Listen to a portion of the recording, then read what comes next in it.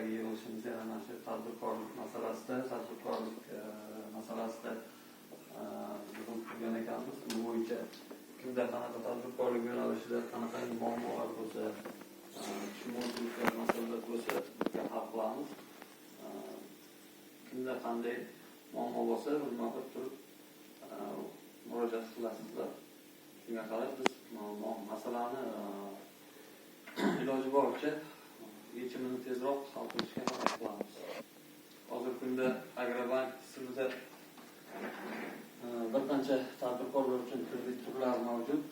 Bular yuridik tadbirkor, yuridik mijozlar uchun Prezidentimizning 112 qarori asosida 100 milliongacha garovsiz, 300 milliongacha garov bilan ajratiladigan kreditlarimiz bor. Jismoniy shaxslarga beriladigan kreditlarimiz bor, ya'ni o'zini-o'zi band qilib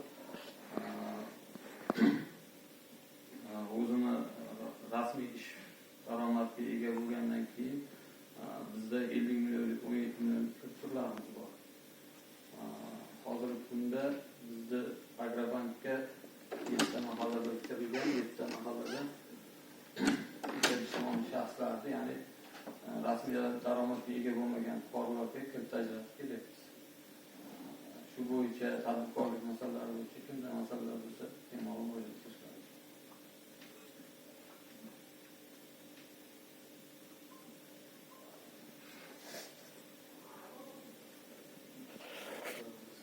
Onlayn kreditlar borki, yuridik shaxslar uchun aniqlar bo'yicha ma'lumot berib, bugun berishmayapti.